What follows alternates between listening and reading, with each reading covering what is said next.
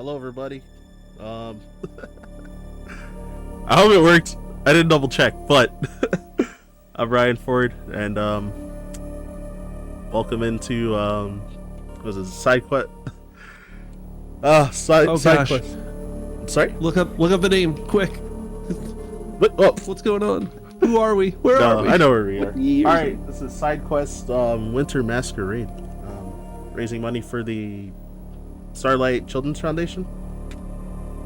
And yeah, so I'm Ryan Ford. I guess it's the first time y'all seen me for this event. So if you've seen some of the previous mainline Zeldathon events, then you've probably seen me around, and a few of the side quests. So I'm Ryan Ford. Yeah. And I think there was an event maybe last year that you were playing Metroid Fusion and I was commenting, so this might be familiar to everyone. Right? But yeah, doing a replay, everyone. But yeah, how are you doing, Ganon? I'm doing well. By the way, hi, I'm going to be reading donations and commenting and mostly being silly and goofy with Ryan this morning. And my name is Ganon11. Hey, that's what I love to hear. And Happy New Year, everyone. Oh yeah, real. Yeah, we're definitely January 1st at 9 in the morning. So timer is on my side, so I guess I'll count myself down, or do you want me to count you down? Either one. Sure. All right, why don't we start in 3, 2, 1, go. All right, let's do this. So yeah, so introduced for the game. So running Metroid Fusion, which oh gosh, where do I even begin about this game?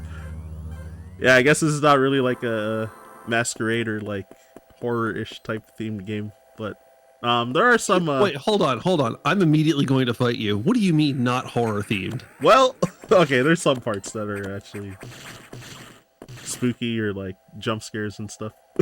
So I think this game takes after Super Metroid really well in that it's kind of all about tension and atmosphere building and just kind of getting you creeped out. That's true. So actually. I think it fits in pretty well to Susquest. I mean, Winter Masquerade. Susquest.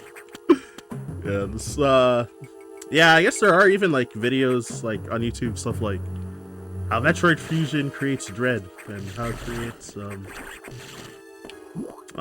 uneasy environment and stuff like that. Yeah. Which I actually forgot a lot of the story elements for the game.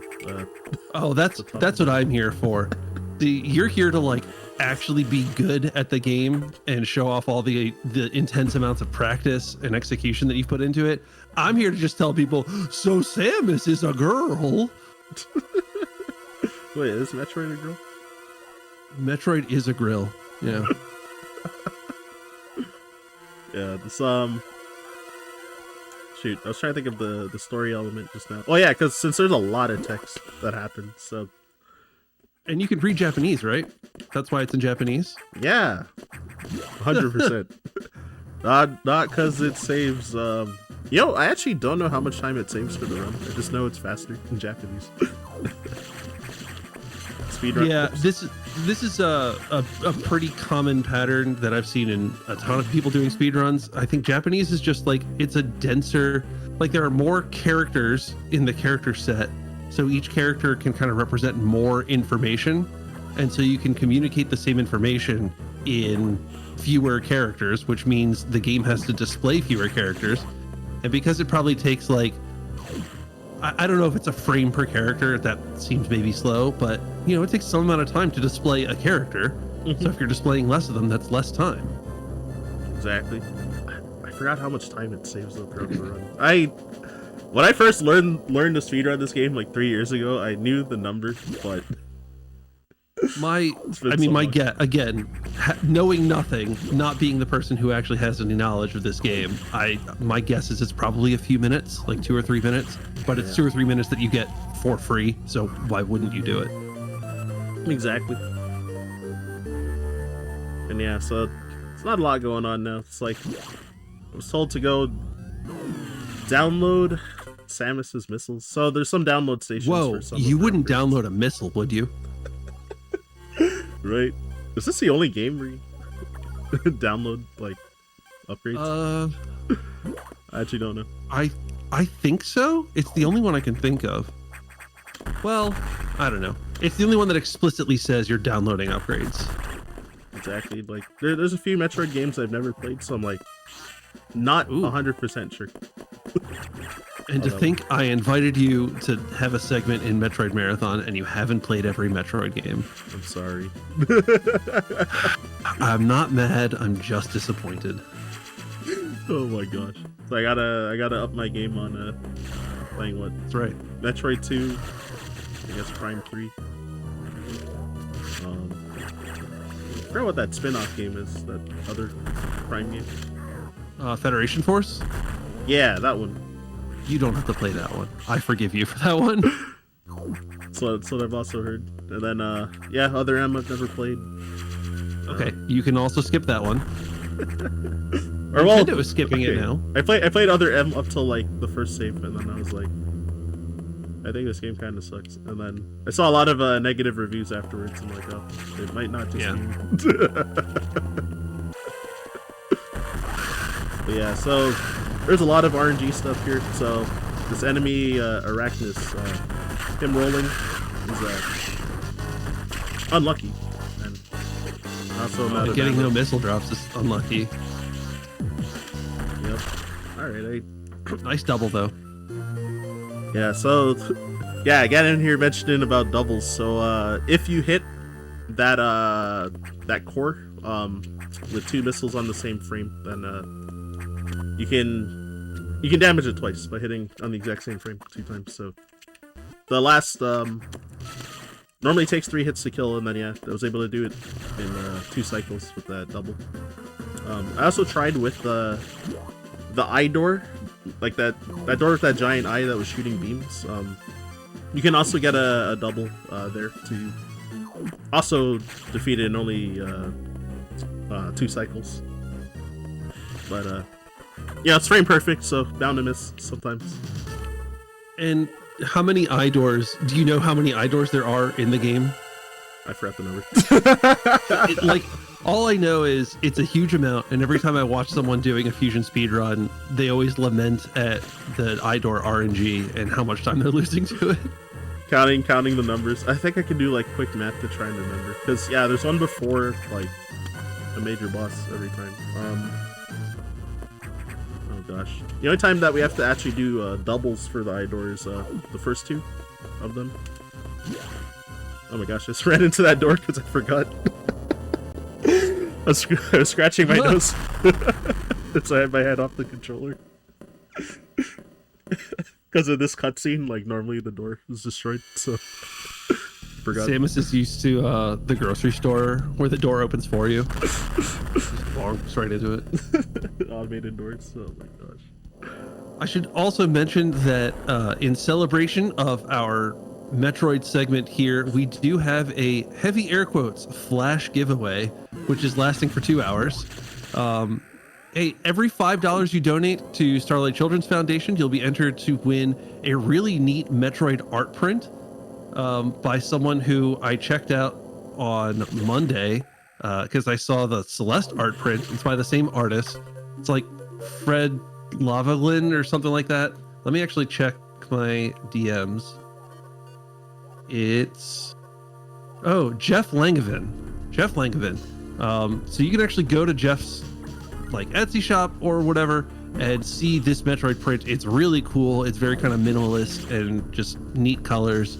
And every $5 donation you have or you give will represent 1 entry to that giveaway. So make sure if you want that art print, if you want to hang it up next to your computer or wherever, go ahead and get your donations in. 100% of them go to the charity. 0% of them go to us. 100% of the items will go to Samus, as Samus is collecting 100. That was a very clever segue. I'm smart. Oh my gosh. I wish I was quicker on the ball there. Alright, I'll play this a little safe. Also, hi Lana. For sure, see you soon. Are you saying you dropped the ball like it was dropped in New York City, Times Square? Oh my gosh. I'm Here all day, everyone. Happy New Year, everyone. Happy New Year. That was the best reach I've heard today. Oh my gosh. The best you've heard so far. For now. Yeah, Sector 1. Have to destroy these, what are they? These, atmospheric stabilizers. They're, Exactly. infected by, these X parasites. Which, so these things that I've been fighting the whole time, the X, they, infect and, either take the form or take control of whatever they infect, which at the very beginning of the game, Samus got infected by one, and her suit got like majorly damaged and had to be surgically removed. Hence why she lost her abilities from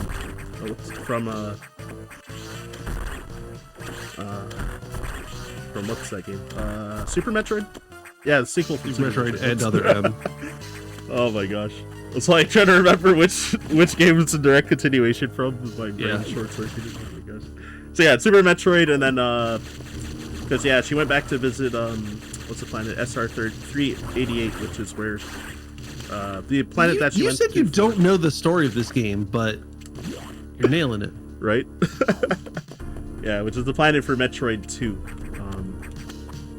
So yeah, even though Super Metroid's Metroid 3, but then yeah, they tie in some story for Metroid 2 as well. So yeah, those X parasites are native to there, but since Samus exterminated all of the Metroids in Metroid 2, then which the X parasites are naturally preyed on by the Metroids, then they were able to multiply and run rampant. So they've pretty much taken over this space station, like this whole area that the game is set on. And yeah, Samus went to check it out, and then yeah, finding out that yeah, it's infected with X, and there's no actual human life so far here. So do you remember why Samus is able to actually defeat the X and not get infected again? Oh yeah, right. So yeah, since Samus, yeah, her yeah, so a vaccine was created using the Metroid DNA from the baby Metroid that she saved from Metroid 2. That in turn saved her in Super Metroid during the Mother Brain fight at the end of the game. And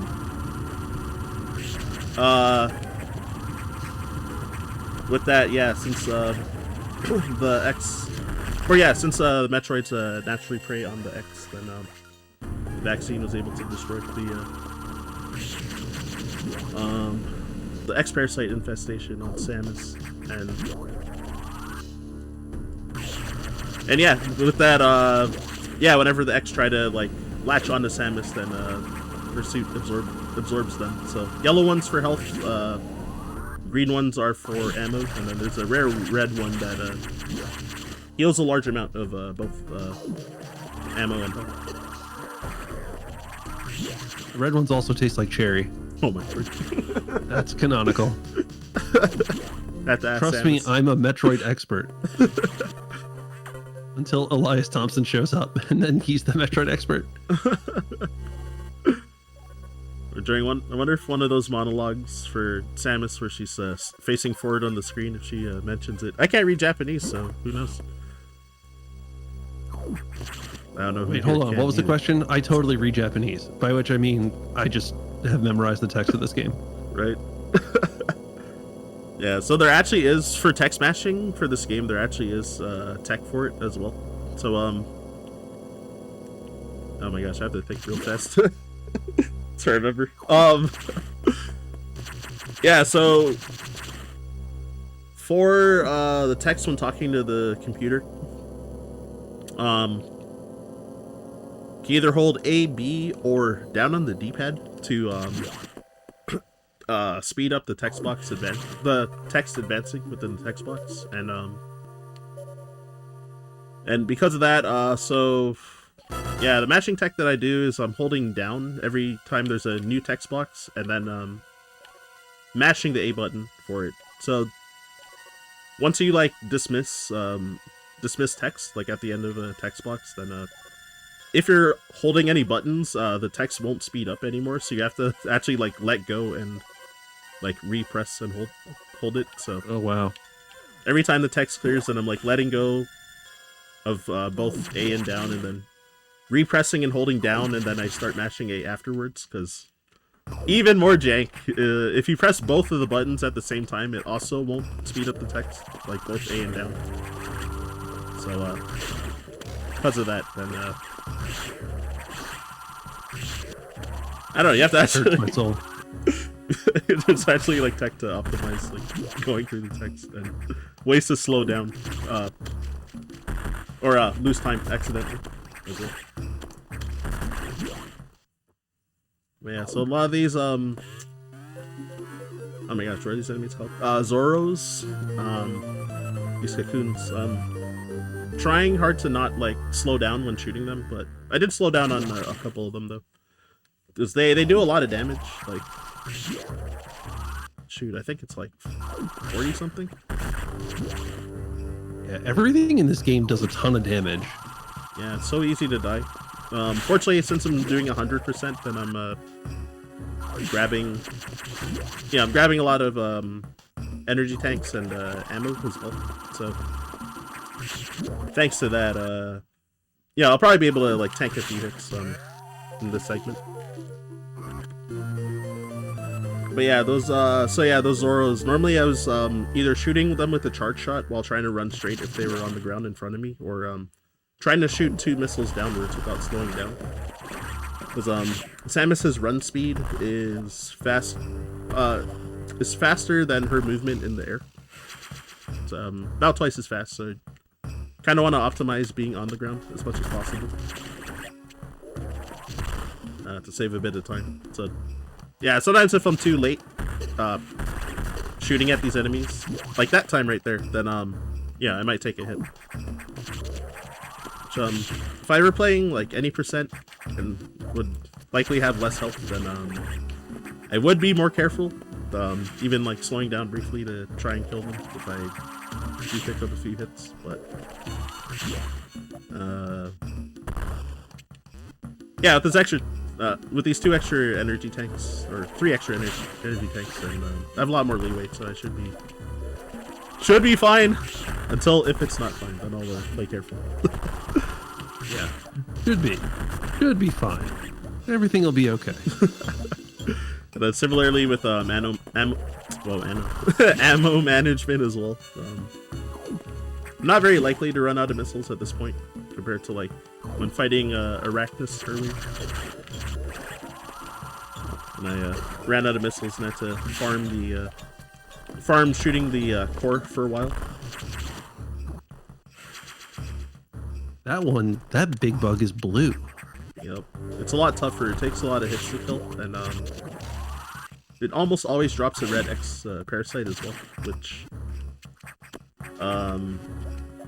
at this point of the game it'll heal me to full. I think a red X restores like 5 E-tanks and like 50 missiles, something like that. Yeah, okay, yeah, so I'd be like pretty much full with like the resources. Yeah, I've never paid attention to the exact amount because usually it is enough to fill me on health and fill me on ammo, no matter where I am. Right. There's yeah, there'll be one coming up on the next eye door once I defeat it. There's always one there. Which, I think technically I don't need the ammo, but I'll grab it in case I miss a lot of shots on the boss or something. Pretty minor time loss. Oh yeah, and so the RNG with the eye doors here, so they can take up to 0 to 4 shots as they open their eye, and it wastes about 2 to 3 seconds per extra shot they take as well. So that one took 3.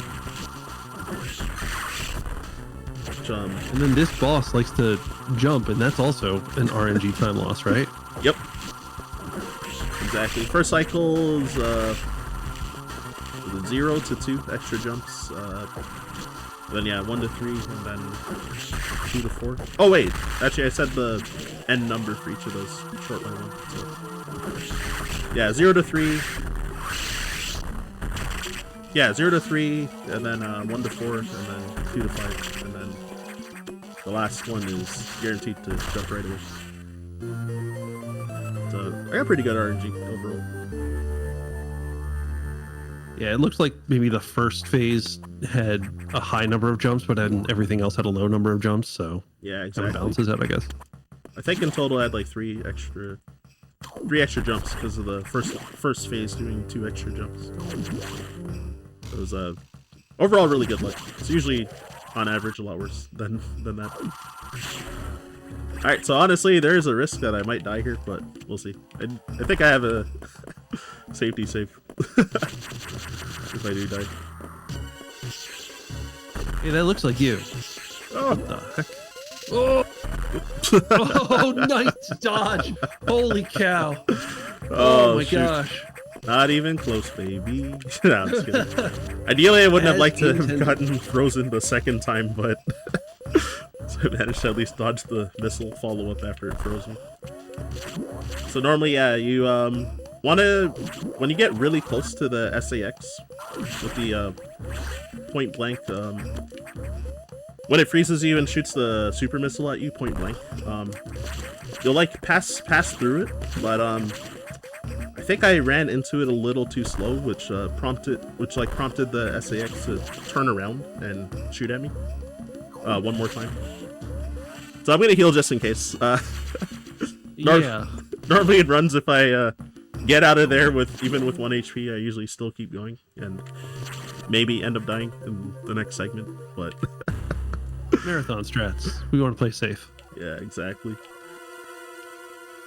So I gotta be careful. Yeah, even so just in case. Oh, sorry. Go ahead. Go ahead. No. Yeah, I was gonna say even like. So yeah, this category was run at this past SGDQ and like. Not by me, by Monkey SMB, and he yeah, he had the same thing happen also, so it's kind of like likely to happen. I think he also took the heal afterwards too. It's yeah, I've seen a whole bunch of different strats for getting through that room specifically, and it seems like the latest one is basically just run for it, you'll be fine. Okay. Yeah, because in 100%, since you have 4 energy tanks, and then the freeze into super missile combo does like about 300 in total, and when you get frozen again, you're always left with 1 health, so you won't die from the second. If you happen to get hit the second time, then you won't die from the second hit unless the missile follow-up hits you, or I think if she also hits you with the ice beam again when you're at 1 health, then it'll kill you, but if you're above 1, it'll leave you at 1, I'm pretty sure. So it's still risky, but it's like a little bit of the margin for error there. Oh, I thought of the wrong room. I don't know why I'm It's fine. Yeah, so I was afraid of probably dying right here if I didn't take the heal, which looks like I might have. If I didn't do it. Yeah, we're kind of getting bullied by these crab things. Yep. I can definitely take a lot more liberties thanks to taking the heal as well. If enemies are in my way, like, yeah, that RNG was not great for how the enemies were positioned and how they were kind of moving in my way as well. So, got to make this detour over here to get this energy tank. And sometimes I'm trying to jump through doors. There are some tech called a door fix. So like when a screen is transitioning when you run out of a room, like you'll sometimes see the room move like up or down and then to the side. So if you go through the door while the camera is like lined up with the door, then it'll just only have the horizontal movement, which can save a handful of frames depending on which room it is and how well you get the camera lined up. It's not as big as in Super Metroid for door fixes, because some of the door transitions in that game are really long, whereas a lot of them in this game usually, yeah, only save like in a range of I don't know, like 6 to 12 frames most of them. Whereas Super Metroid, like some of them save like literally like more than half a second. So. Whoops. Ah, I tried the harder thing. It's fine. I'll try one more time, and then if I fail it, I'll. Okay, cool. There we go. Cause yeah, you're supposed to grab the like ladder thing on the top and climb across, which would have been faster if I just went for that, since I got the wall jump the second try. Something high risk, high reward, or yeah, exactly low risk, low reward, or something like that. Yeah, like it's not the biggest time loss failing that, but it was a bit. Alright, so this Idor, when you get beams, it's really hard to actually dodge the shots, so a lot of times in any percent, because you might not take the heal after the SAX situation, then your health could end up being like low enough that you could die if you get like 4 beams or something from that Idor. Well, I'm gonna just wait here. Alright, at least it was a 2-cycle. And then or Saris. Saris is a jerk. The RNG was like okay-ish for that fight. So yeah, the reason that I could kill that boss in 2 cycles instead of like 5 or something is oh gosh, how do I explain? So Samus's charge shot, beam is good. yeah, exactly. Like the charge shot has like 3 parts to it. It's like there's like a flare when you release the shot, and then there's like 2 extra parts on the shot, and if you hit all of them, then it does slightly over Saris's health before his like invincibility frames come up. So the damage values, so the missiles I have currently only do 10 damage per hit, and the charge shot, if you hit all 3 particles at the same time, it does 26 damage, and Saris has 50 health. So because of that, if you get 2 point blank charge shots in a row, then yeah, you can kill in 2 cycles instead of using like 5 missiles to kill it. So that's why against all the Idors and against a whole bunch of bosses, you've been kind of holding up your charge shot and releasing them point blank, is to try and get all 3 parts of it hitting the boss. Exactly. Or the Idor. Yeah, because Idor as well has 25 health, so yeah, the point blank charge shot does 26. And then yeah, so like when I was doing trying to do the doubles on the Idor before I had the charge shot, then yeah, since I do 10 damage per missile, then you get 2 missiles in there, you do 20. That's why you should study math in school, kids. Yep. He's a certified math nerd over here. No, I'm just kidding, I'm not actually certified, but I might be certified. It depends on what you mean by certified. I bet you have a degree in like math or something. I have a degree in computer science, which is kind of like math. Close enough. I'm certified in making computers do math for me. Hey, there you go. What a nerd. Wow. I'm just kidding. Wow. I'm teasing. No, you should not study it in binary or hexadecimal. Oh my gosh. I think you should know what they are, but I don't think you need to like know how to do math in them. You tell a computer to do math in them. Exactly. Sounds like a pain. Speaking of doing math, I'd like to pose an equation to you. And it's how would I pose this? Do you want, well, okay, so this has to do with some probability, some multiplication, some stuff. Do you want N chances to win the Metroid art print that we talked about earlier, and then I'm going to talk about again? Because for each $5 donation, or for each time you can divide 5 into the total amount of your donations that you make over the next hour and a half, you'll get that many entries to win the giveaway.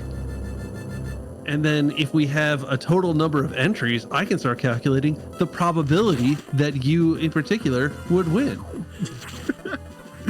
Oh my gosh, what a nerd. I'm teasing. But yeah, just a reminder that for this segment, we have this really cool Metroid themed art print. And also we have a grand prize giveaway.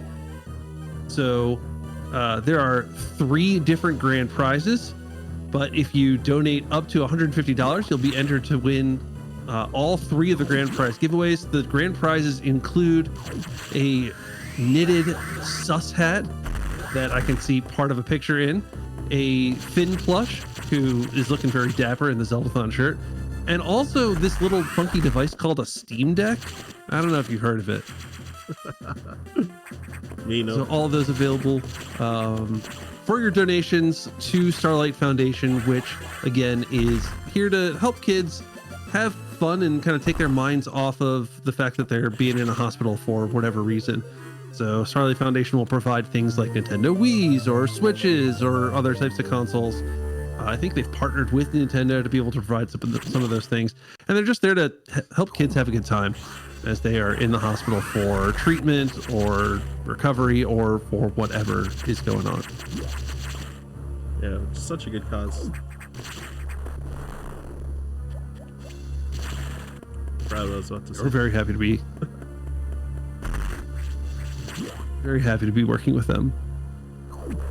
Yep. So yeah, what I was gonna say was get your get your donations in. I know it's early into today's event, so could be a bit slow, but yeah, anything helps.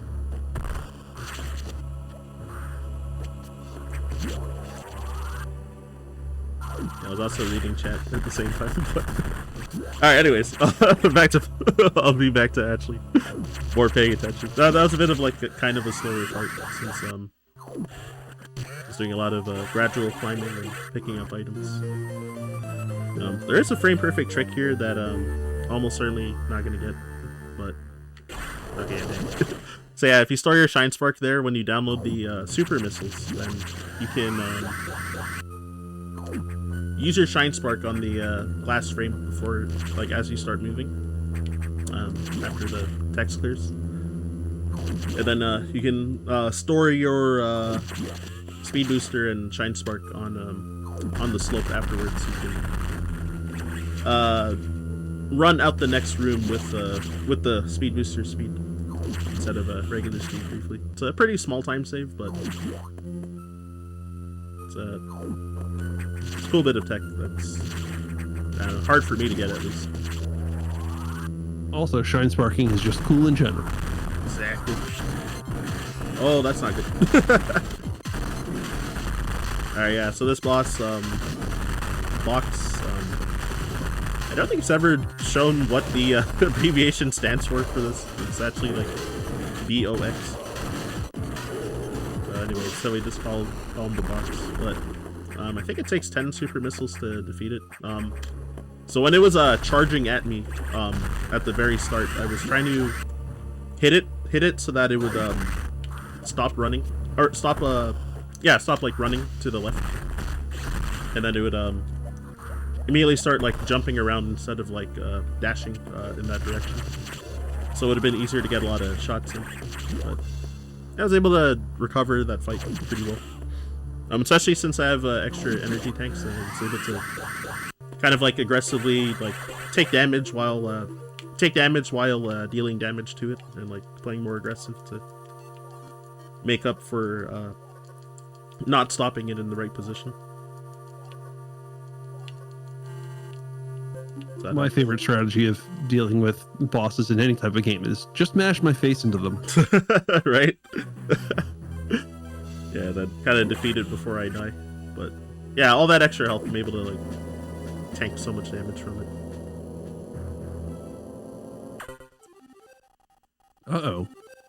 Speaking of things that are sus, what's going on here? Yeah, so yeah, I don't know who that is talking to Adam, the computer. A lot of fans of the game thought that it was gonna be revealed like who that was in Metroid Dread, but unfortunately, that plot point never came up in Dread. It's actually, I really, really like Dread. I think Dread is a fantastic game. One of the things I'm a little disappointed with is how much they seem to just gloss over some of the later events of this game and some of the tension it creates. Exactly. Without spoiling things, if you guys want to go play this game, you should go play this game. But Samus gets into kind of trouble with the Federation, gets into a pretty serious disagreement with them. And then at the start of the Dread, it seems like we're just working for the Federation again with no questions asked.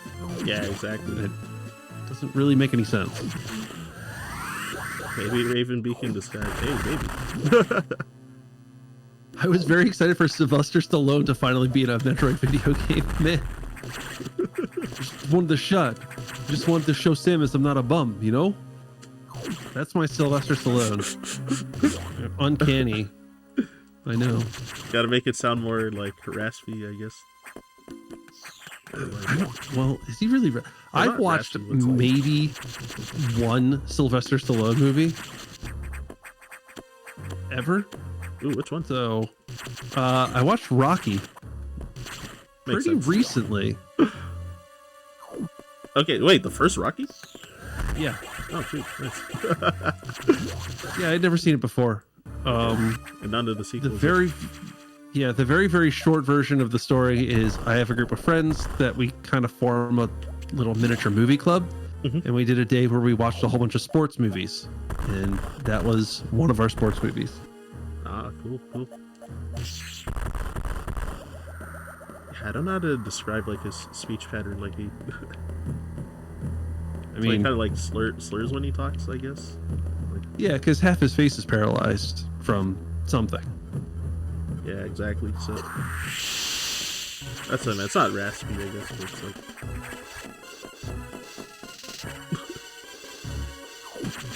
But anyway, this part's not that dangerous as long as I do the safe strat there with the SAX. So I shot at it to get its attention, and then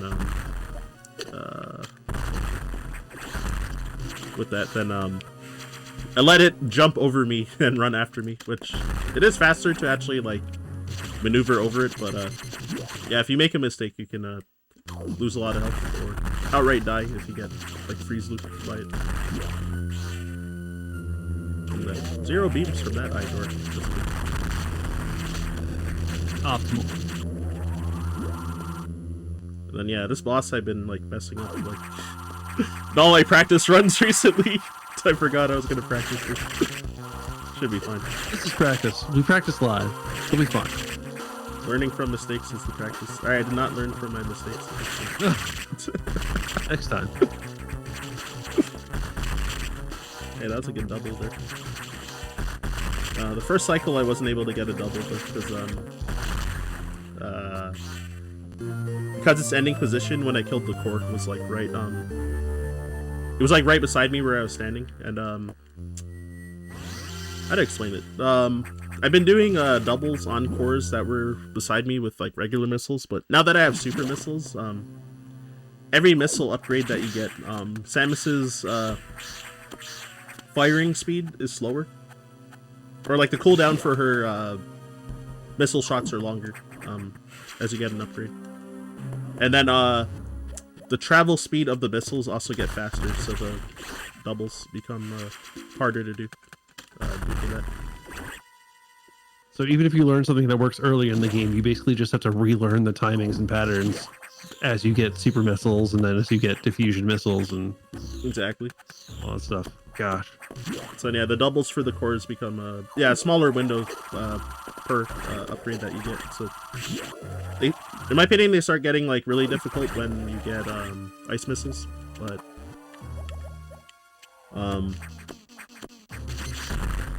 yeah, but even like that fight with the super missiles is like, yeah, it's not free compared to regular missiles. So.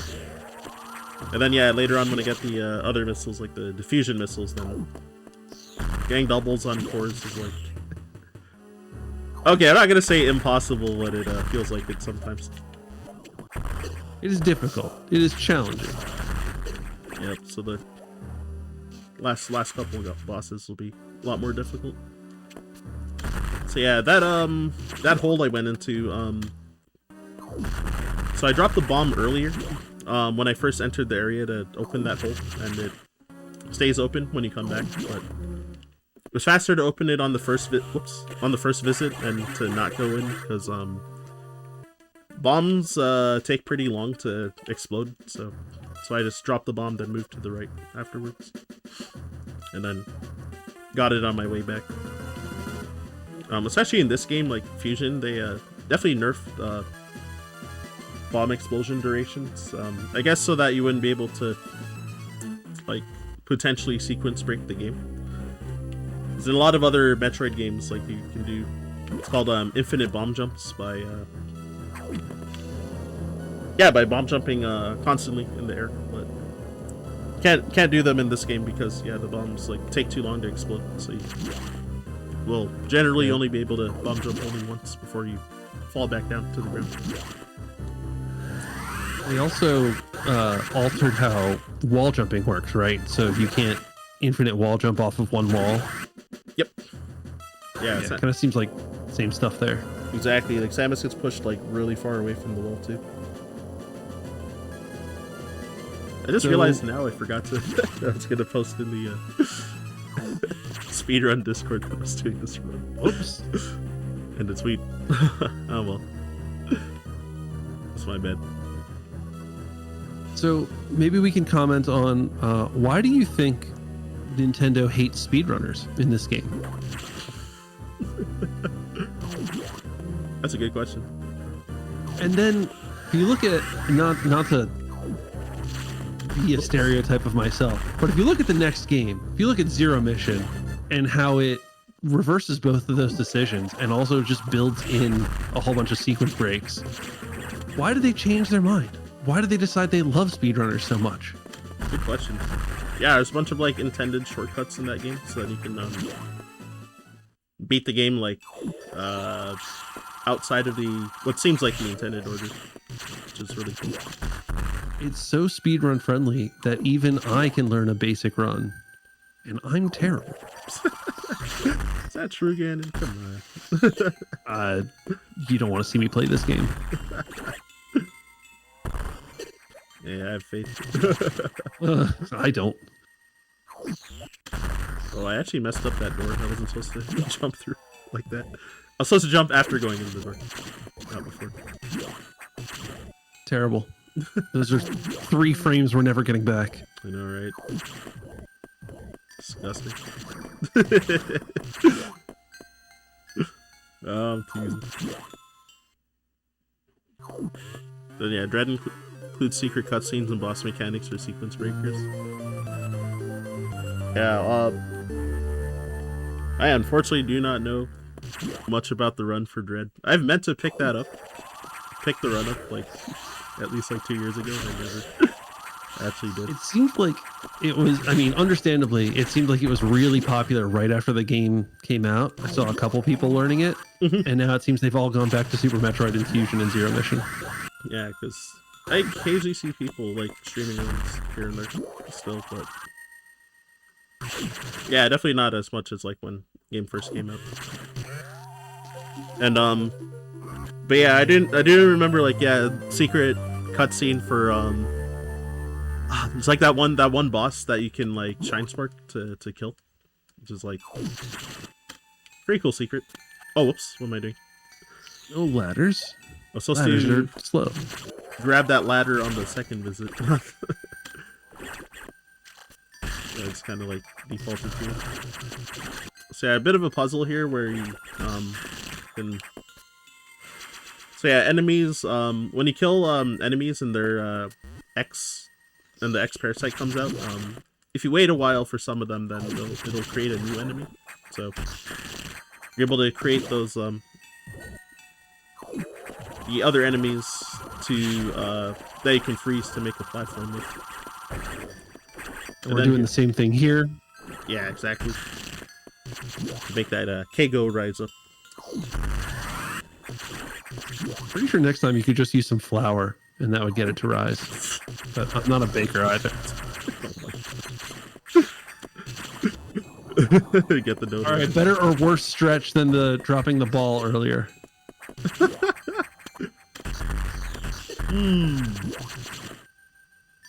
Dropping the ball.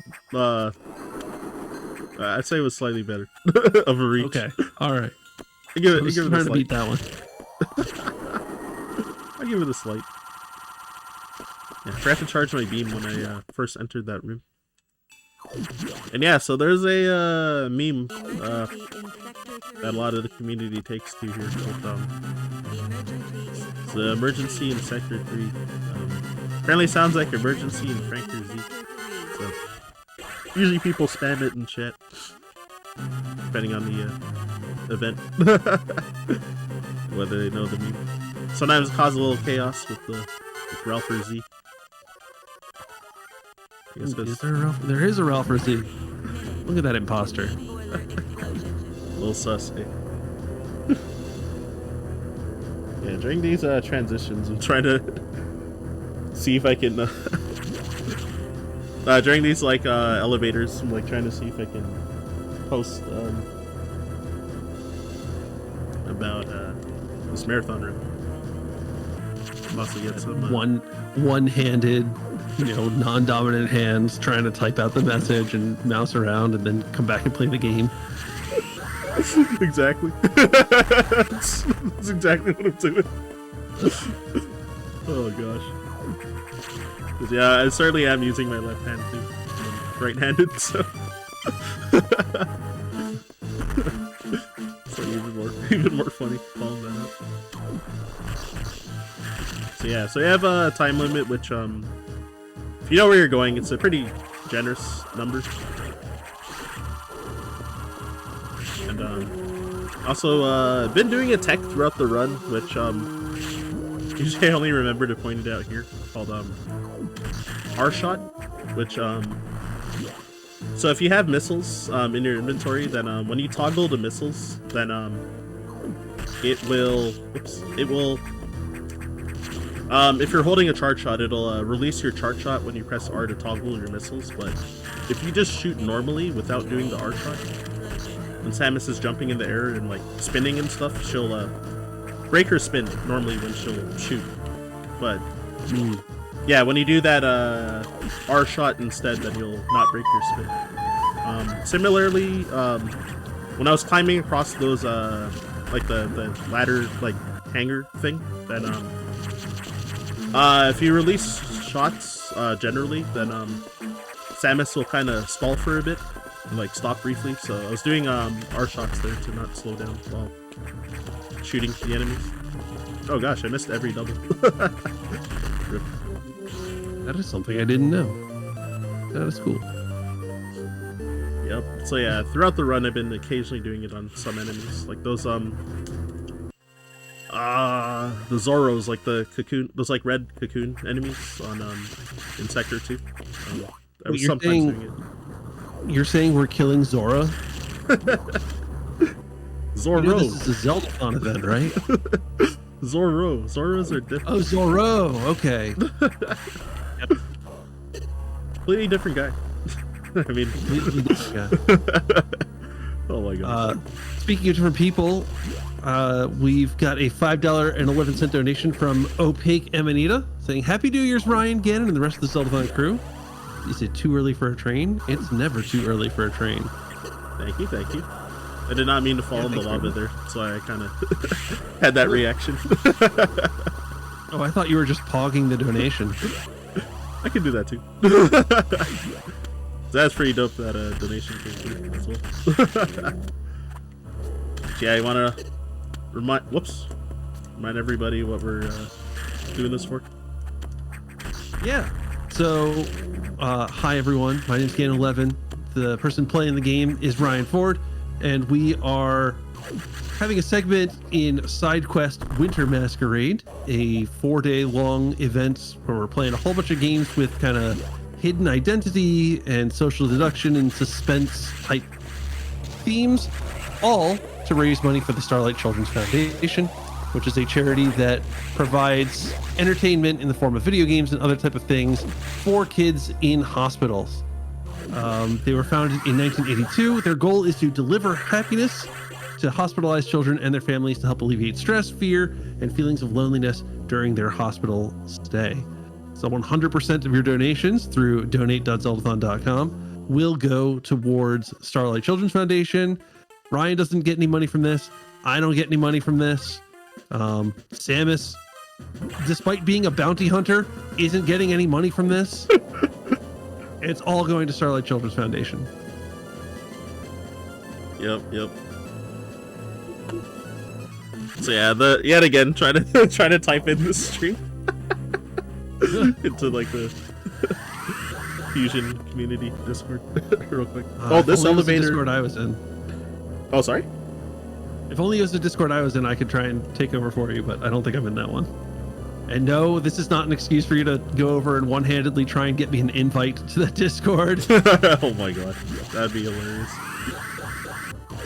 I'm not sure why the hyperlink didn't work, but I actually did send it in the Discord. But yeah. I've noticed Discord is pretty fussy about links. Like it won't link unless I put an HTTPS in front of the thing. And who's got time for that? Yeah, that's exactly what I did. But the autocorrect capital T on Twitch. That's why. I'm pretty sure. That's why it didn't work. Ah, dang. Okay, I tried. So I try and go for what we call the impossible strat, where you can freeze that. Oh my gosh, what are they called? They're called mountains. Those stretchy guys on the wall. You like freeze the first one and like land on top of it, like while freezing it, and then you can before the second one forms, you can like freeze and do like a wall jump. Like a wall jump above it to land on it as well. But it's really hard. But anyways, here's the animals. Hello, animals. Yeah, there was some signs of life detected, and Adam was hoping that they were like scientists or something that was still alive. But they happen to be the animals. They do hint at these being the ones that Samus saved in Super Metroid, which don't know if actually true or not.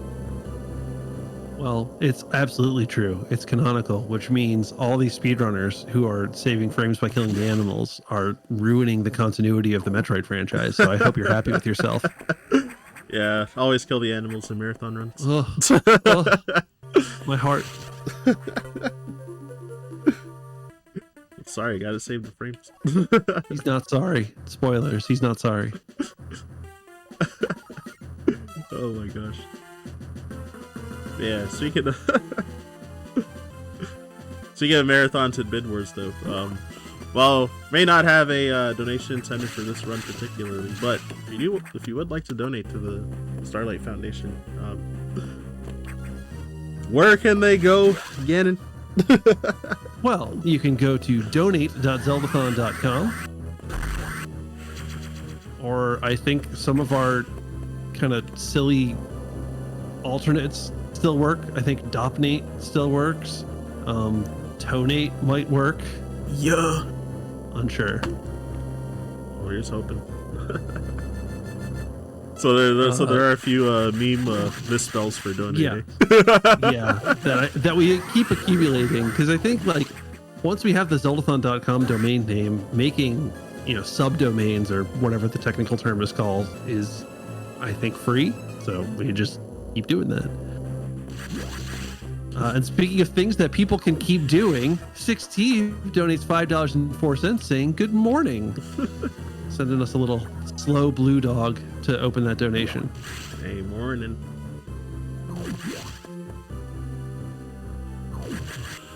Nice. I didn't mean to get hit there. That's okay. Yeah, Jamie's blue dog winning video.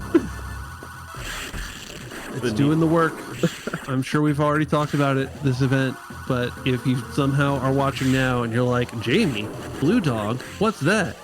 Go to YouTube, search Video James, and search Blue Dog, and watch the latest 20-minute video. Yep. It's very good. Yeah, crazy. Hit 1 million views in 3 days. It's really dope. It is, as the kids say, doing numbers.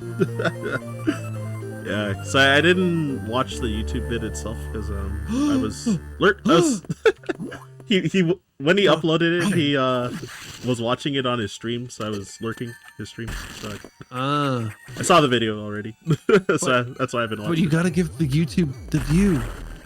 I know, right? I shared the video, but I didn't actually like watch the whole thing again. But you need to, now that you've shared your link on the Speedrunner Discord, you need to go over and you need to open up the YouTube page on the other monitor. Absolutely not. What? I'll watch that in my own time though, later.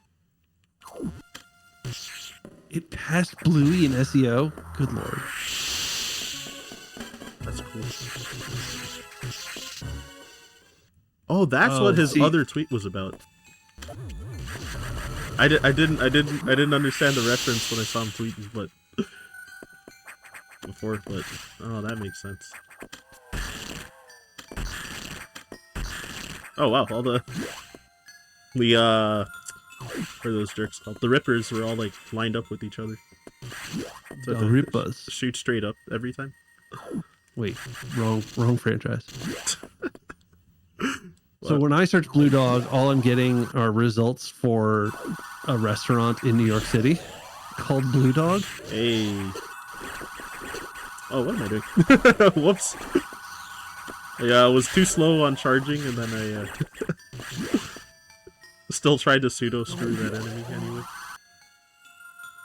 I guess more tech if you have a charge shot.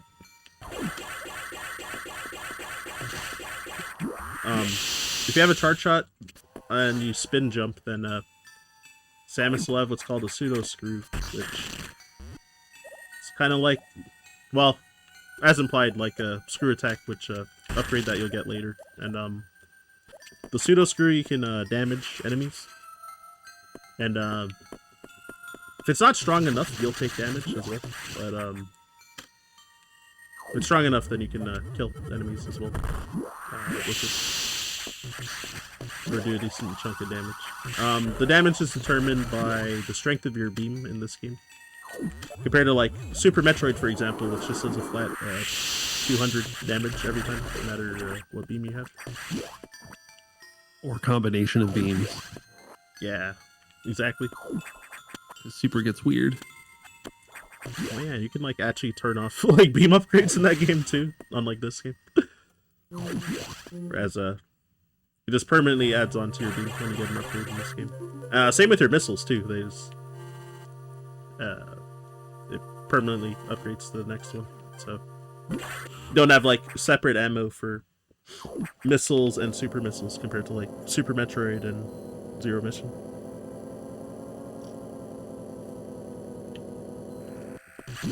Yeah, what other games do that? I guess Dread does that. Yeah. That's also, I was like at first unsure if Dread does or not, but now that you said it, I'm like, yeah. The two of us both, sure. We can't both be wrong. Exactly.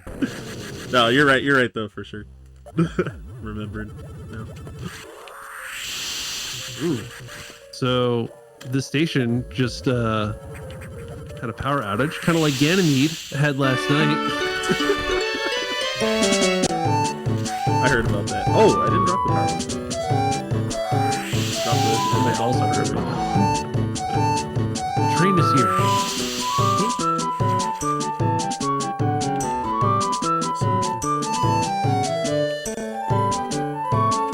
It's just Finn and the Blue Dog chilling.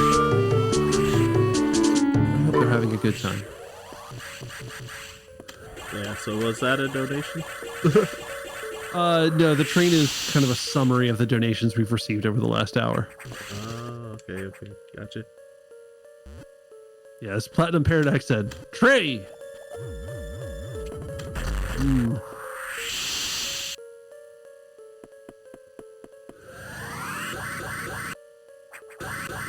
Oops.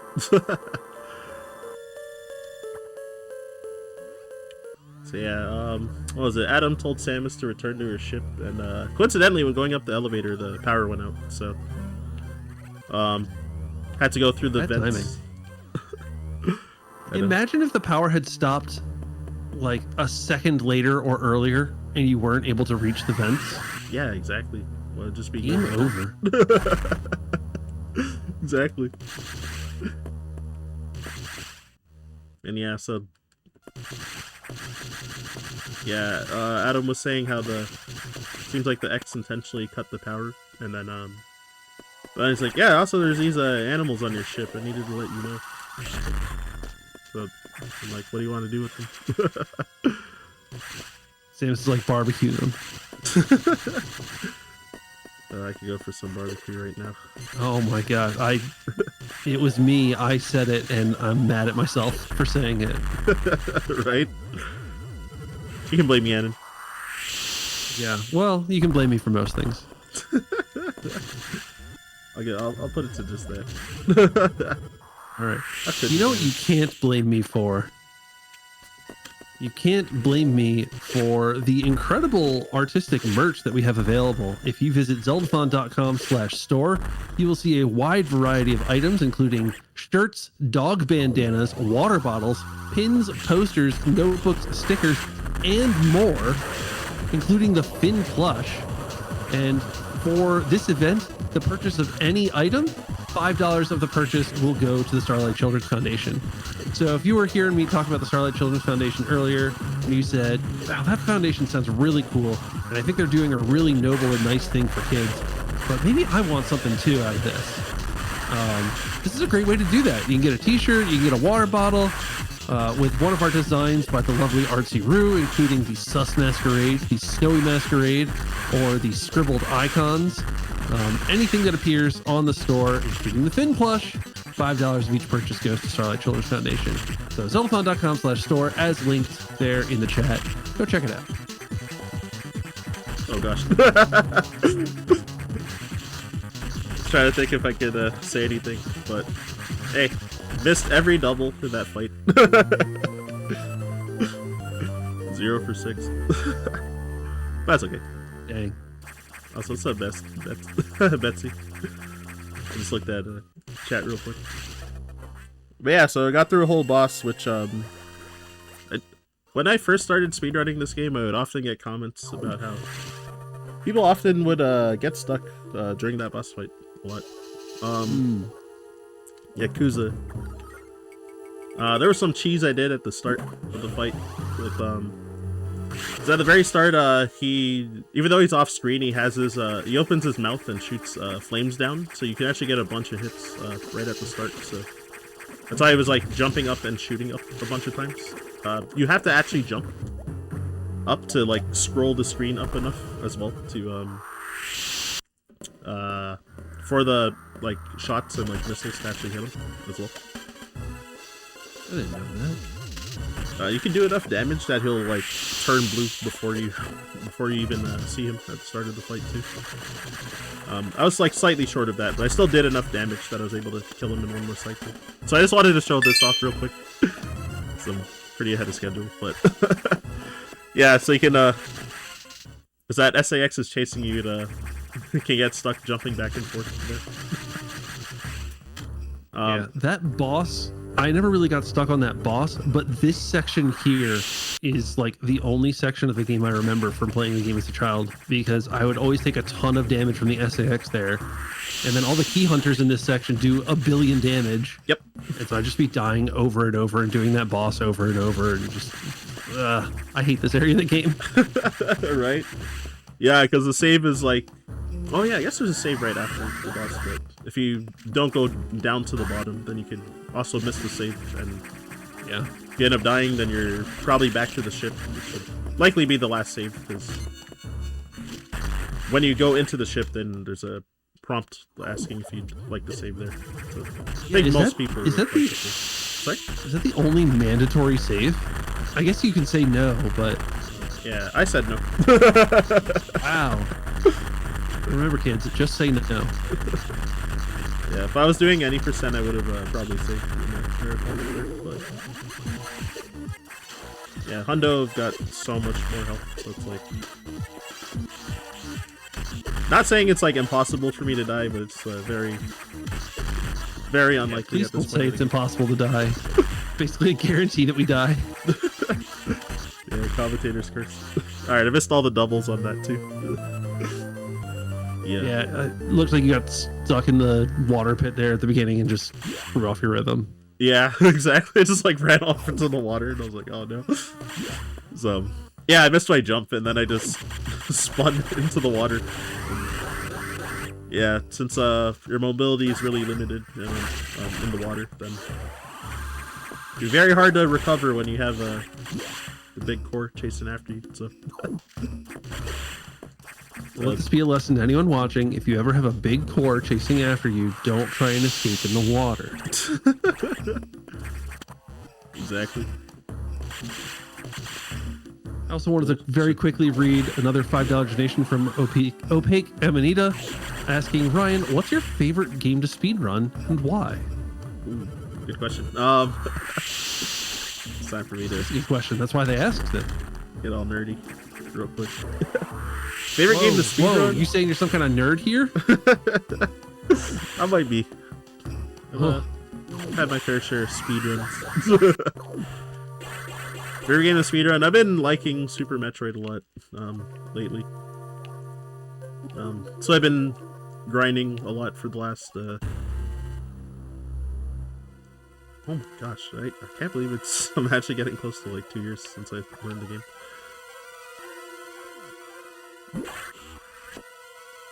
Yeah, it's 2025. Yeah, I learned it in like, wow, I did my first run in March 2023. It's been almost 2 years. Wow. Jeez. So what is it about Super Metroid that you enjoy so much about speedrunning it? Yeah, there's so much the game has a lot of like depth for tech in it. The movement feels really nice like after getting used to it, and yeah, there's just so much tech, which part of it, like the game, I guess like how it's programmed, like the game is like very jank, which actually just like kind of allows for a lot of like tech, which some might be intended, and there's probably a lot of like unintended stuff, so you can definitely beat the game like out of order. There's so many like side categories that you can do for speedrunning the game as well, so it's like really fun in that way. Alright, it was bad that I got hit there, but that's okay. I'm gonna try for some cool tech instead. Ah, never mind. Dang it. Never mind. So yeah, there's a thing called Space Boost. So since I have the space jump now after beating Yakuza, then when you're running with the speed booster and you space jump, then yeah, we call that the Space Boost, which you can, instead of shine sparking through those like 5 broken doors that I went through, then you can space boost through them, but it's like actually extremely difficult to do.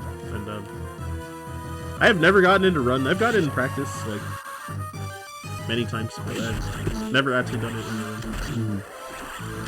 And a lot of times I don't really actually even go for it in runs unless like I screw up keeping my shine spark in the first room.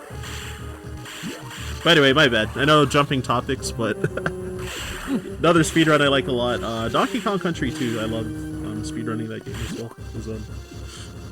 The game is very chill because there is very little RNG in that game, which definitely makes it a lot easier to grind through time. And it's definitely a very optimized game. Not that my time is optimized personally, but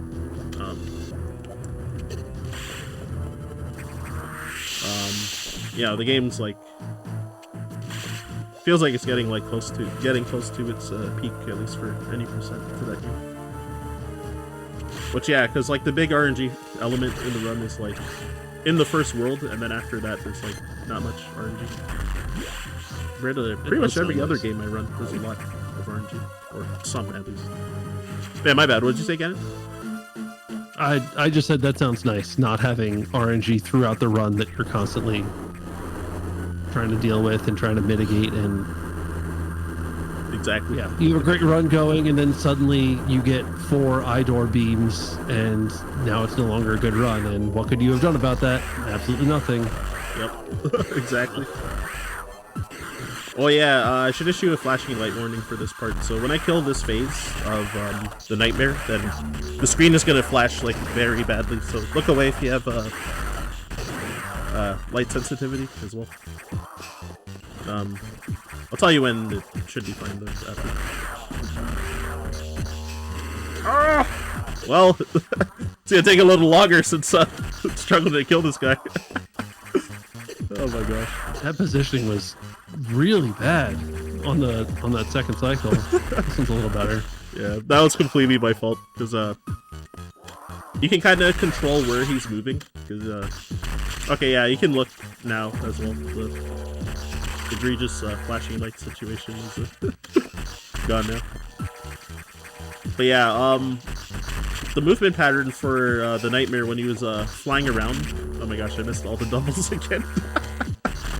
But yeah, when he's flying around, it's similar to like how that that X-Corp was chasing me around. There's like kind of like an invincible line that it follows, where it will either where it's like prompted to either like fly off on its own or to chase after Samus, and it kind of like cycles between both of them. So with that, you can kind of like manipulate him to follow where you want him to go. And I was also kind of like make him go above me on purpose, but then I didn't. So yeah, because of that, then yeah, again, his ending position was really low when he started flying straight afterwards. But yeah, going to so I'm not supposed to have permission to go to this area. This is like the hidden Sector 4. Or back into Sector 4. Can't believe you're breaking the rules. Right? Yeah, so there for example was a space boost that I did. And then I also added in an R shot to not break my spin. So that I could still shoot the door open without breaking my spin and losing my speed booster. So yeah, speedrunners here, we call this worst room in the game. Because there's a lot of RNG to deal with there. Because those the way those crabs move are random. When they shoot those attacks is also random. So it's like it feels like impossible to like optimize that room, because you're likely to just get hit or be obstructed by the crabs in that room. So it's not like similar to like the worst, what they call worst room in the game in Super Metroid, where it's kind of likely to die in that room in categories where you have like low health. But this one, it can just like waste your time because it's like hard to optimize. Yeah, and I guess in this game, if you were doing a category with low health, you just don't go into that room. Yeah, pretty much actually. Yeah. So. Yeah, because I needed that one like missile to get over there. So it's like because we can't skip any. We're getting all of them. There's no 99% speed run. Yep. I'll make one. You can get tired of forgetting items, so I'm gonna like make it a category. I'm trying to think. Like, would it be interesting to say, okay, it's 100%, but you get to choose one item to skip? Which item is it? Or would there just be like an objectively correct choice, and people would find that out really really quickly, and then it's just almost 100% run? I'm almost certain yeah, there would have to be one item that everybody would want to skip. I can't think of which one though, currently. But I'm confident that there's one. What are some contenders that you can think of? Like maybe the worst room one that we just talked about? Yeah, I'm trying to think of like what's a really long item to get. Oh, probably the soon I'm gonna get the diffusion missiles, and I'm gonna have to like sort of backtrack to get power bombs, a certain power bomb pickup. Might be that one because it's like kind of out of the way. And I wasn't saying able there's to. going to be backtracking in this Metroid game. Unfortunately, right? Gross. It's a very small amount of backtracking, fortunately. Yeah, probably either that or like Speed Highway, maybe. Oops, which is near the end of the run. I did not mean to waste that shine spark there. So now I have to actually backtrack into this room. Ooh. Oops. Yeah, so when I was trying to jump, I used the spark instead. So give me trying to store the shine spark a bunch of times too. Yeah, I said a bunch of times, it's only twice. Unfortunately, I failed. I didn't get a down press that time, but so I gotta do more backtracking, I guess. So if I was able to, I don't know if that counts as backtracking because you hadn't been to that room yet. True. Yeah, to go down and then spark up because of that. You're right, Blue. Oh, whoops. Okay. I'm just here to actually the runner.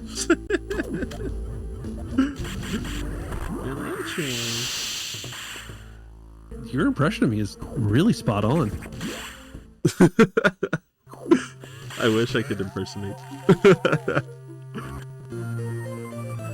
But yeah, so yeah, if I manage to store that shine spark, you could spark upwards without falling down into that room where I have to get another shine spark to spark upwards. It saves like 10 seconds, I think I heard, if I recall correctly. So it's I don't know, not that huge in a marathon setting, but I think it looks cool being able to keep the shine spark. But yeah, this power bomb coming up is like kind of out of the way. So I have to go left here instead of leaving the sector first. How to get this one? Oh, whoops! I forgot to use a power bomb. Oh, and I missed the block over here. Of making it look slower than it actually is, but.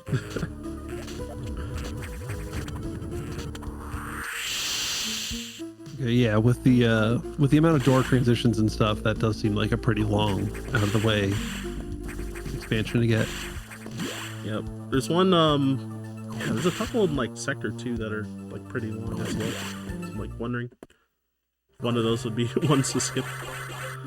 Which will be coming up way later during the cleanup section at the end of the run. So roughly the last like 25 minutes-ish of the run. It's mostly going to be cleanup from either items that I passed by, which were just faster to get during the cleanup, or items that were not accessible, that I was that were not accessible while being in that sector because I didn't have the right items yet. Yeah, it is actually neat. We'll see some of the kind of hidden passages that they put in between these different sectors that you can use to navigate once you get the right combination of items and abilities. So you don't have to go back up to the main level, up the elevator, and walk over and down another elevator. Yeah, and exactly. It's kind of neat how they don't really get used in kind of a casual playthrough, but they're all still there and able to be used when we actually get to speedrun. I don't know, it's kind of neat. Yep. I like seeing it. I forgot to charge my beam before the other door, so I wasn't able to keep my space boost when I R-shot there. But the vision was there. I just completely forgot. So for some reason I thought I was like one room before the room I was actually in. So, yeah, so I just forgot to do it. It's like the speedrunner equivalent of walking into the kitchen and then forgetting why you walked into the kitchen. Oh my gosh. That actually does happen a lot. Oh my gosh. Or here and there. Yeah, speaking of which, when this run is over, I'm going to walk into the kitchen and I'm going to grab me a tall drink of Pepsi Zero. Hey, or nice. whatever I bought yesterday. Yeah, sorry to mention drinking so early in the morning, but new year, new me. Nice. Yeah, I wish I had something to drink. It's fine. I'll grab some water after the run. Maybe coffee. You want me to get you something? I can email you some water.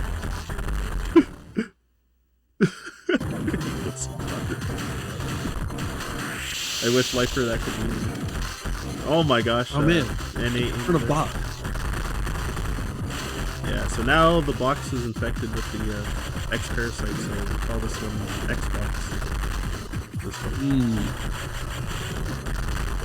But there is only one of them, so it is an Xbox One. Oh my gosh. it's true though. And yeah, I'm trying to think if there are any more dumb puns I can do. I don't think so. Xbox One.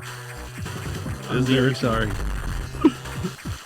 Yeah, you can do doubles on this core, but it's like really hard. It used to be thought to be like tasks only, but some people have like recently sometimes have gotten like at least one double in like real time runs. Oh no, getting booed. It's over. Poor Ganon. No, don't pity me. Don't encourage my sense of humor. I actually thrive on your disapproval. Okay. So making them stronger by getting booed. Yeah. Hey, Ryan.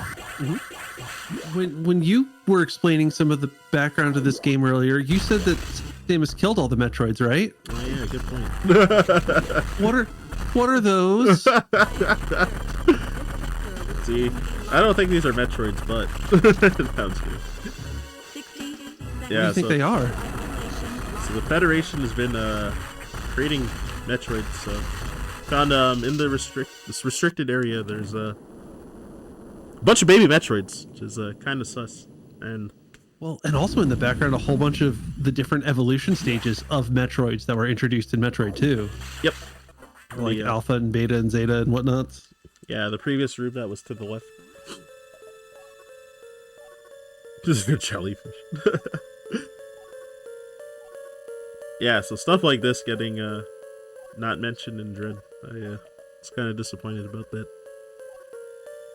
Yeah, because Samus is like pretty rightfully PO'd at the Federation. She's kind of spent the last several years of her life being like, Metroids are a massive threat. I'm going to kill them all. And the Federation's like, but what if? Yeah, so that they're creating Metroids for peaceful applications. That's what Adam said. I know my camera isn't on, but I'm rolling my eyes so hard. Right? Well, yeah, so with these diffusion missiles, they rarely get used, like actually charging the missile and using them, but sometimes you can clear out other missile blocks with it, so I was able to shoot out like 3 blocks with like 1 missile, but the charge time is so slow, so they rarely get used in runs. And maybe you can answer this because I only think it seems like this, but does it actually like lag up the game as well? In some rooms, yeah. Some rooms? Yeah, you might hear the audio like chug a bit.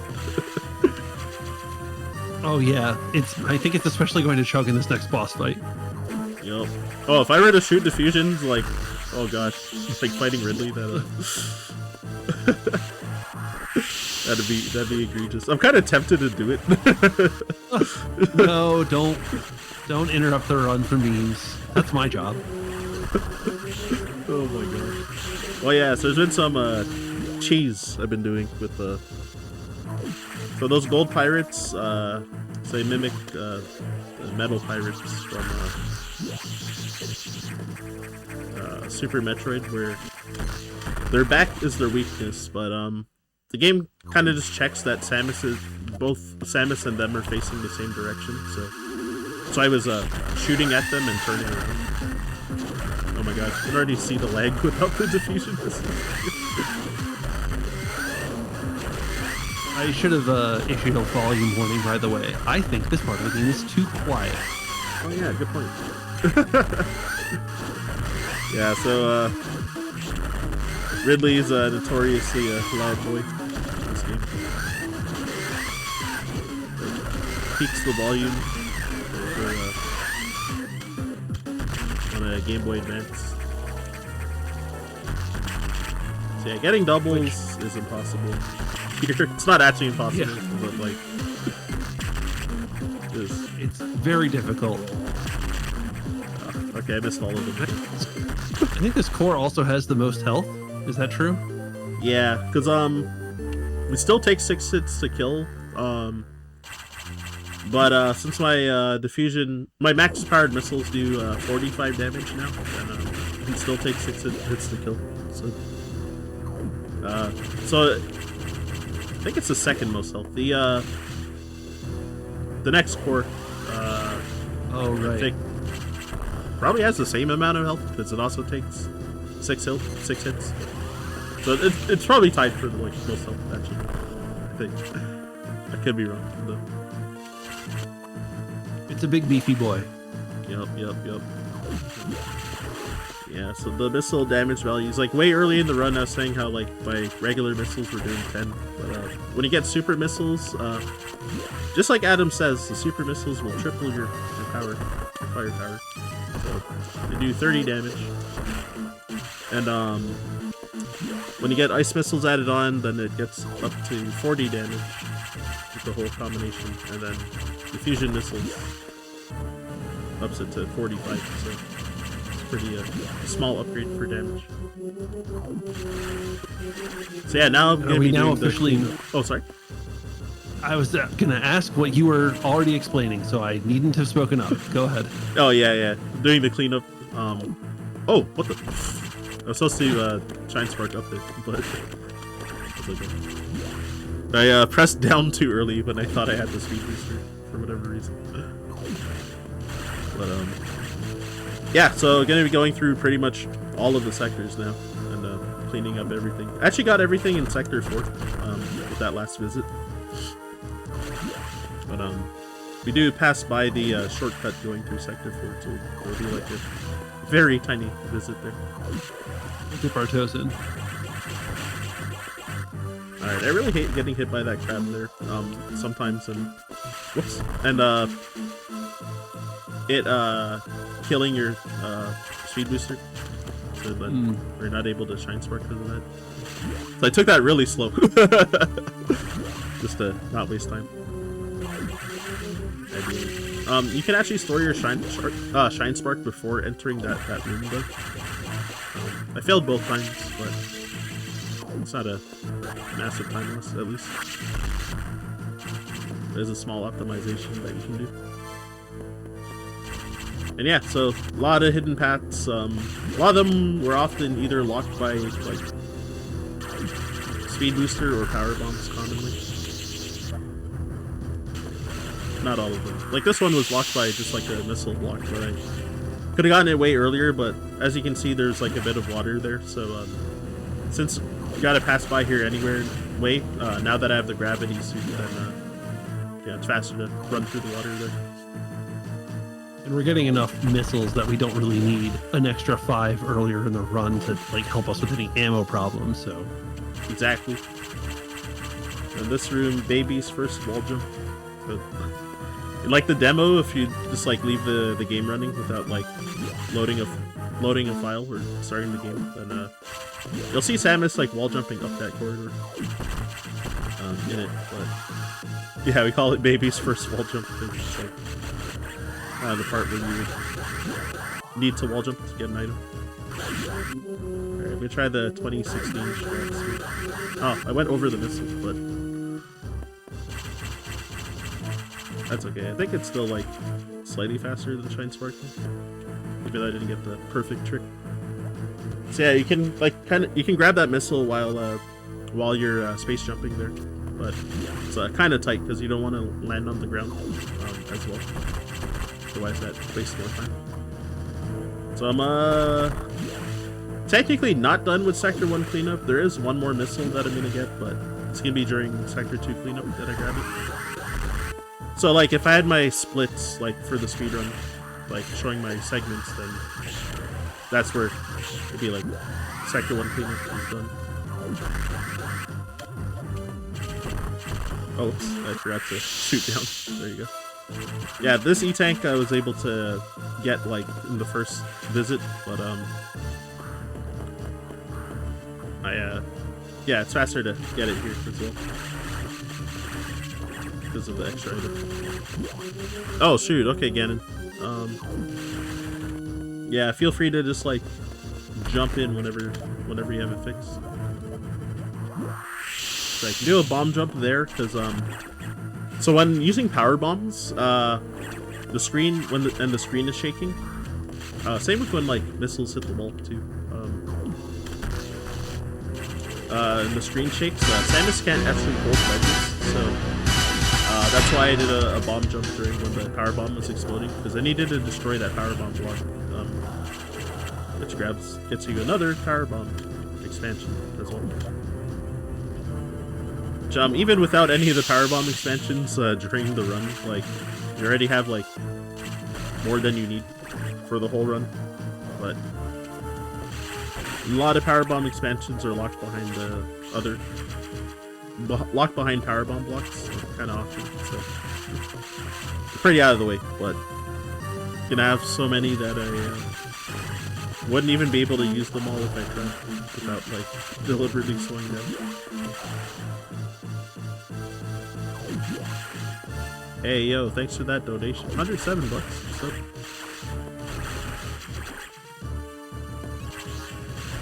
So whenever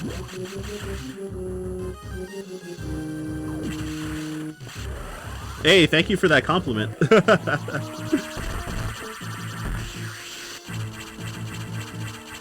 Yeah, so this strat,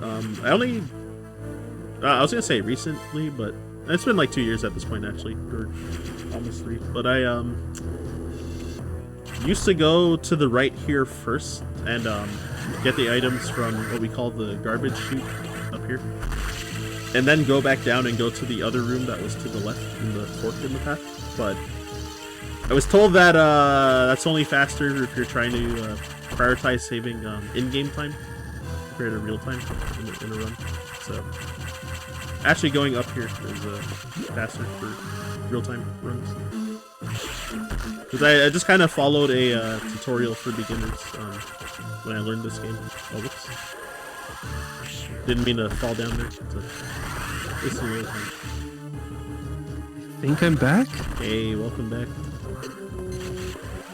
The return! I think my audio is still glitching a little bit, but I'll restart after this. Yeah, I fixed it using the ancient strategy of unplugging it and plugging it back in. I know, right? You're running too much power off this power strip. Did you try hitting the TV? Don't hit the TV. What did the TV ever do to you? So back. Oh my gosh, I actually use an emote now. I remember that. We've had that. Oh, sorry, go ahead. We've had that for a couple years now. I forget exactly when we made it an emote, but we also have a so over. Oh, okay. Because I remember, yeah, at the last Zeldathon that I'd been to in person, which was what, end of 2023. Then I remember the meme. Everyone kept saying it, but I didn't realize we had an emote for it too during that time. For our main events, you can pretty much guarantee that if there's a meme that lasts for more than 20 minutes, Clinket's gonna find a way to get an emote out of it. Shout out to Clinket. Shout out to Clinket. Hey, that's what you gotta do. The creatives. I'm not complaining. If it sticks, right? I just think it's funny. Right? Yeah, I could have gotten this as well, like, ages ago, but since the screw attack can break bomb blocks, then it's also just faster combat distance rather. And you just screw attack through the block instead of using a bomb or a power bomb. All right, and that concludes Sector 5 cleanup. So the hardest part of cleanup, Sector 6, which even for like top level runners, which I am not a top level runner in this game. Sector 6 cleanup certainly kills runs a lot for people. So I'm gonna be trying a kind of tough space boost that last run I got practice run I got stuck getting this power bomb in that way for like 3 minutes. So I'm glad I got that first try this time. Yeah, that was really smooth. Good job. I was thinking of practicing that, but I forgot to practice it. So glad I got it anyway. That. See, kids, this is why you don't need to practice. Exactly. Right. There's another like pretty difficult item to grab during this cleanup, which is why it's kind of the gauntlet. Which will be coming when I double back past this area and go to the right instead of the left here. Yeah, it's the thing I thought you were doing initially, and then you didn't because you're smarter than I am. Mm-hmm. Oh, I thought my bad. I didn't know what you meant. I'm sorry, Gannon. I don't know. Sorry. Whatever. I'm still waking up. Same. So yeah, have to not spark up there, because if you shine spark up there, you get sent to the restricted area of Sector 1, where like where I fought Ridley and stuff, and you can't backtrack there, so you're that would waste eons trying to clean up here if you do that. What the heck? I could swear I was holding up, but it sparked to the right instead. The game disagrees. Glad I reacted to that, so I didn't go like too far out of the way there. But oh my gosh, that's silly. All right, see if I can. Oh, I think I got bad RNG on all the enemies. Actually, the guy on the right might have been good. Double check. I didn't see which way it was going. Oh no, I got bad RNG. I'm gonna pretend I. Wow. I was gonna talk about how impossible this getting this item is, but I missed the I missed the new strat, which is like you can kind of bomb jump across if you drop 4 bombs there. But what used to be the main strat and is I guess now the backup strat is to get a frame perfect jump on the crumble block. And yeah, it is frame perfect. You have to actually like time it. But I happened to just like the very first jump. I got the frame on that one crumble block. So I shocked myself because I have, after practicing this game, I have like not gotten that frame perfect in this go of derusting this game. So it is actually faster to go to the right. Or come from the right and go left here, and then space boost through these blocks so that you don't have this bonk animation, and so that you don't fly all the way to the left with the shine sword. But I don't know, the strat I did was easier, where I did a higher spark, where I did a higher spark entering the room, so then I was able to spark right into the missile coming in. I don't know, it's very slightly. The strat I did is like very slightly slower often. Like I think it's the second. Oh, what the? I didn't realize the far left tile there is not screw attack block. I guess just so you have a ledge to stand on to get into the door? Yeah, that's probably why. Like 99% sure that. Because yeah, I don't know. That reason just seems to make a lot of sense. So. Yeah. Well, I'm really good at saying things that make a lot of sense and just aren't true. So, you'll never know. Exactly. Hey, we're back in Sector 4. Back in Sector 4. Alright. Out of Sector 4 now. Bye, Sector 4. Yeah, some people like to meme and have like an actual split for like Sector 4 cleanup, and then they just split after leaving. That's great. Like if I ever run this game, which to be clear, I probably won't. But if I ever run this game, I'm definitely doing that. Please run this game. Just the Metroid marathon guy. You have to learn all of them. No, I'm just kidding. I barely learned Zero Mission, and I can't even do the only difficult trick in that game. Acid worm skip? Yeah, exactly. Impossible trick. That's another one that, like, I can get it probably like 30 to 40% of the time in practice, and then every time I tried to do it in a run, I failed every single time. So, like, I just started not doing it, like just killing the acid worm and having all my PBs that way. I got and that, you know, there's only so much you can do without that trick. Yeah, because it loses like I think like a minute and a half. Like it's a lot, yeah. Somewhere around that number, I think. I had a lot of fun learning a lot of the little sequence breaks. So like I still really enjoy that game, but I can't be a serious speedrunner. Yeah, for getting gatekept by that trick.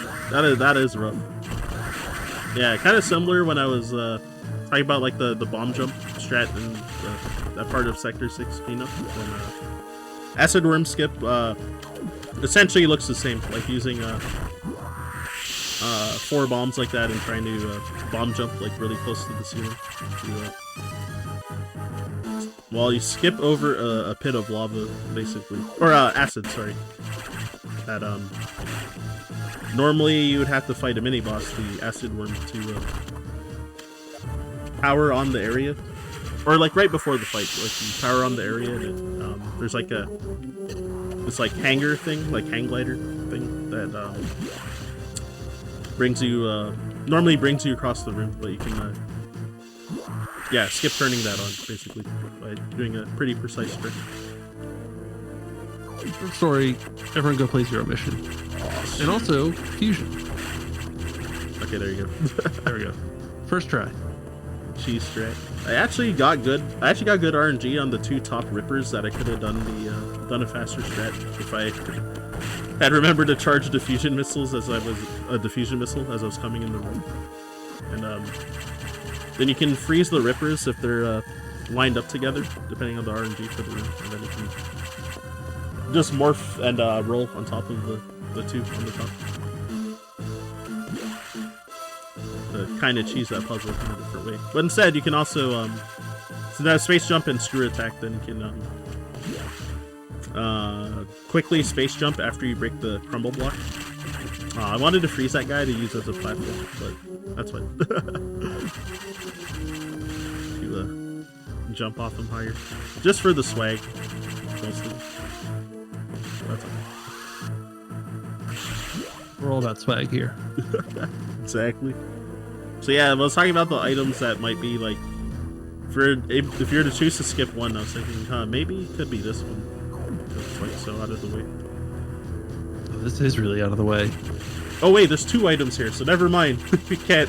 Yeah. Oh, I forgot there's 2. Yeah. Never mind. Maybe it is an interesting thing. Right? Yeah, because there's that missile there, and there's another item at the very top. So speed highway. I'm gonna try and chain a bunch of shine sparks on slopes to keep the speed booster. And then I'm gonna have to also shine spark the gonna have to shine spark the blocks to the left of that missile over there as well. If you get a frame perfect shine spark storage on those crumble blocks right after I grab that item that was on the top, then you can keep your shine spark and just barely get down there and spark to that lower missile without having to run all the way to the right and then run all the way to the left again. But it's a frame perfect trick, and you have to have like good enough movement to keep your shine spark afterwards before the timer runs out. Spark into the wall too. But yeah, I wasn't able to get it though, so it's okay. And with that, done Sector 2 cleanup now. What's left? So, what is left actually?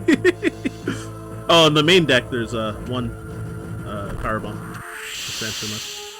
It's the only item I'm missing. But then can fight the final bosses. Alright, out of Sector 2. And yeah, going through all these shortcuts to leave the sectors, because taking elevators take really long. So,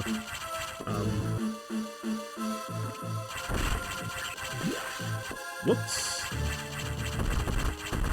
Yeah, taking elevators takes really long, so you usually go through the sector connection shortcuts, which they have screw attack blocks, so that's also another reason that we're not able to use them earlier in the run. Because you only get screw attack like after you defeat Ridley. Alright, the first time I did a run through in practice while I was at work 2 weeks ago, then just playing on my GBASP, then I forgot to get that power bomb there. So when I saw at the end of the game, it was like 99%, and I was like, oh. I think I remembered like right away what item I missed though, unfortunately. So I wasn't all confused or anything. Run invalid. Yup. So I got a lot of text with Adam here, so oh my gosh, what is the lore here? Oh, go ahead. Sorry. Well, no, I mean, if you remember it, you should go for it, but if you don't, I could step in. Yeah, so the Federation wants Samus to leave the ship because they want to try and capture the SAS to study and research it, and she's saying that no, this creature is too dangerous and will like annihilate you guys. And it absolutely would. Yep. So yeah, they're crazy. They're trying to risk it all by getting the SAS. So yeah, Adam's locking Samus into this room, but by talking to him again, yeah, I guess she's able to convince Adam. I think, what is it with Adam? Like, he's a... So, Samus's commanding officer from, what game? Metroid Other M, but, he died in that game, and, his consciousness, I think, was, like, uploaded as an AI, like, and his... I think that's how it was, for how she's, like, talking to him. Initially, Samus doesn't realize this, so in one of the first elevator rides in this game, she kind of muses, oh man, listening to this computer is just like listening to my old CO, Adam, so I'm going to call the computer Adam. Yeah. But she never actually tells the computer this until this moment, and the computer says, oh, weird that you call me Adam, because I am. And that kind of reminds the AI that, wait, Samus is actually really smart, and I should probably be with her on this. Yep. And yeah, it's destroyed the SAS. Wow. A great explanation, which I appreciate. Yeah. Oh gosh. He also mentions in that dialogue that there are no fewer than 10 SAS because they reproduce asexually by budding. So you killed one SAS. Yep. Only 9 more to go. Yeah, so it's like the... Yeah, I think that's like the main one that infected Samus. Like I think that's why it turns into that big porno monster in the second phase. I also think it's just cool and like we were talking about at the very beginning of the game, kind of horror movie-ish. Plays on some of those tropes, like, oh, it looked like you, but also it's this super grotesque, you know, amalgamation of gloopy, gobby alien stuff and you. Yep. And then you shoot it with missiles. Yep. Or your charge beam. Yeah, because only able to damage it with the plasma beam, which the other encounters with the SAXs, they didn't have the plasma beam yet, so couldn't fight them. Venom. You encounter the SAX after you get the plasma beam? Yeah. Or you don't encounter them until... Or after you get the plasma beam, you don't encounter any of them until this point. Because the one in Sector 2 that was like chasing after me for a while, because you fight Notori right after that, and then you get plasma beam right there. Yeah, and that's the last SAX encounter. Yeah. Or well, you get the one in or there's that one that's like shooting all the baby Metroids, but you can't interact with it with that SAX. Oh yeah, that one probably dies. Yeah, because I got grabbed by all the baby Metroids, and then also that sector exploded as well. Yeah. Yeah, so I've got the Mega Metroid here. I hope I'm standing in the right spot. Okay, cool. So yeah, you can kind of cheese it with the stun locking, like standing underneath it.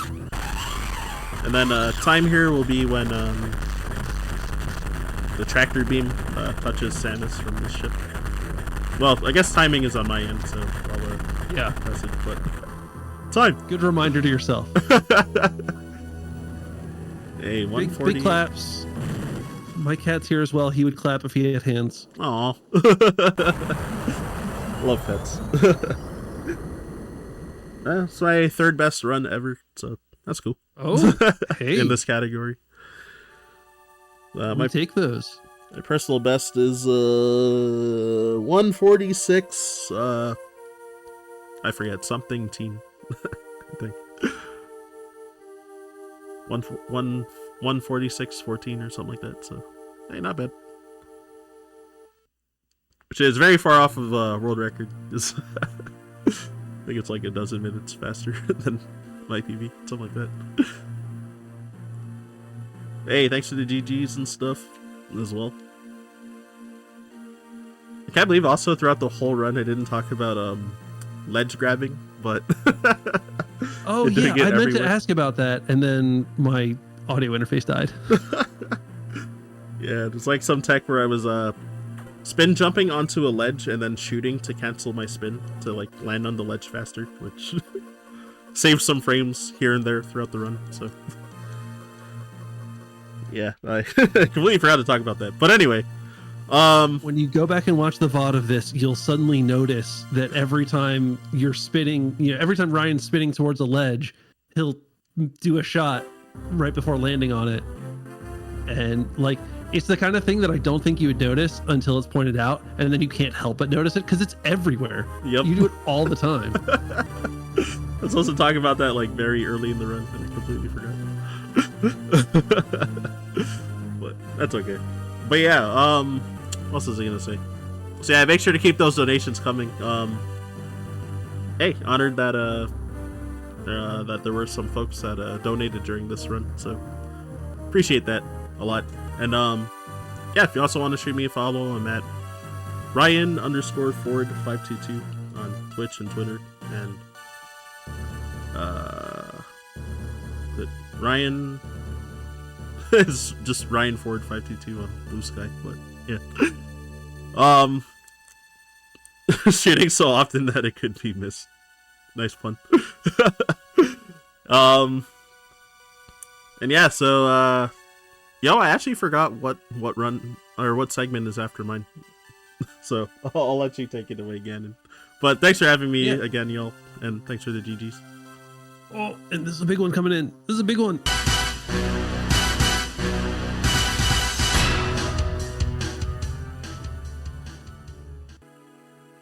That was Captain Kvackers with, by the way, a second $100.07 donation. Last time I was when my audio interface died, so I posted the message in chat. And this time, Kvackers says, awesome run. So thank you very much. And yeah, agreed. Awesome run, Ryan. Really well done. Mm-hmm.